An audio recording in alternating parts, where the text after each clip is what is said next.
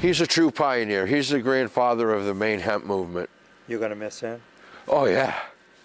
Everybody will. Remembering Don Christen as the man he was, the iconic figure who helped spark the movement to legalize marijuana in Maine. His friend of 35 years, Stephen Luce, says Christen had been battling COPD and passed away Tuesday due to medical complications. He was 72. Luce described his friend as a trailblazer.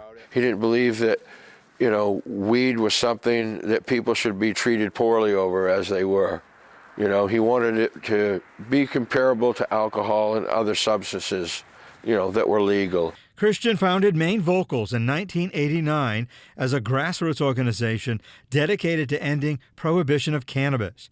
He was known for his annual Patriots' Day tradition of smoking marijuana on the steps of the Somerset County Courthouse in Skowhegan to protest marijuana restrictions. Luce says the two met in a parking lot during those early days. They bonded during the famous annual pro-cannabis festivals, including Hempstock, Harvest Fest, and Freedom Fest. Christen was a driving force behind the first successful state referendum in 1999 for the legalization of cannabis use for medical reasons. He lived to see the day when Maine legalized the recreational use of marijuana in 2016. They can grow their own. They don't have to worry about getting arrested in different situations that they were before. People are a lot freer. He left the state of Maine a lot better than he found it. A rebel with a cause. We're taking in $243 million tax dollars from the cannabis industry. He inspired a whole industry which is benefiting Maine right now. Luce said he saw his friend the day he died. What he shared was personal. But I praised him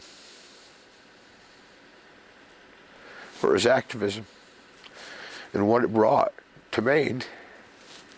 But he was your friend. Oh, he was my friend. He was my brother. He was 10 years older, so he was a dad too.